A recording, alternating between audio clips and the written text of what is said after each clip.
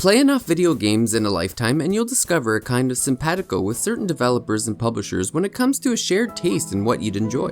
Apart from the rare exception, NIS America might just be the publisher that I'm most in sync with when it comes to games releasing on the Nintendo Switch.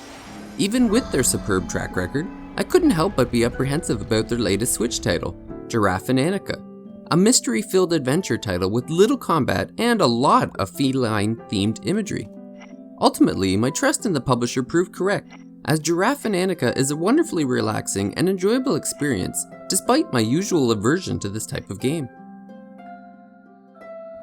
A recent trend of many new releases is that it's becoming harder to label or define games into certain genres or categories, Giraffe and Annika being no exception. Not exactly a platformer, nor is it really a puzzle solver or even an adventure game. The best description without spoiling the experience is to call it a story-based exploration of an island that feels very much like an anime version of The Wizard of Oz. The game begins with Annika, a half-human, half-feline girl, awakening on a mysterious island with no recollection of how she got there. She quickly meets up with a boy named Giraffe who explains that he's trying to collect 3-star fragments and needs the help of Annika to do so. The pair sets out exploring the island, unlocking new areas and abilities, while attempting to find the fragments before a mysterious witch is able to collect them first.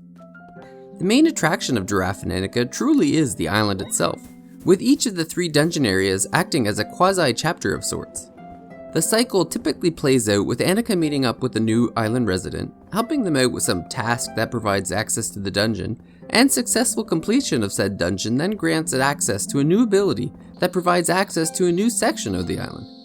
None of the dungeons are particularly challenging, nor are the tasks that need to be completed for each of the island residents. Most of the enjoyment of the game just came from walking around to an excellent orchestrated soundtrack and laughing at the interactions between Annika and the different island residents. The length of the title comes at somewhat of a surprise, with end credits rolling around the 5-hour mark. An argument can be made that it ends before it outstays its welcome, but I would have liked to have seen more characters to interact with, and more to explore in the dungeon areas. The dungeons are simply a short hike past some ineffective enemies that end with a simple rhythm-based battle with the witch, a stark contrast to the main exploration of the island. The rhythm battles seem like a weird way to finish the dungeon in a game devoid of combat otherwise, but the interaction with the witch, along with the delightful tunes that accompany the battles, just seems to find the mark. Giraffe and Annika is a title that feels right for 2020. The evolution of the story as you meet fun and interesting characters overshadows much of the shortcomings like the lack of challenge and somewhat disappointing dungeon sequences.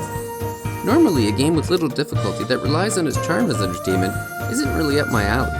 But in a time where most people are stuck at home and surrounded by negativity, getting lost in an overly positive and relaxing island environment is a pleasant escape from the harshness of reality.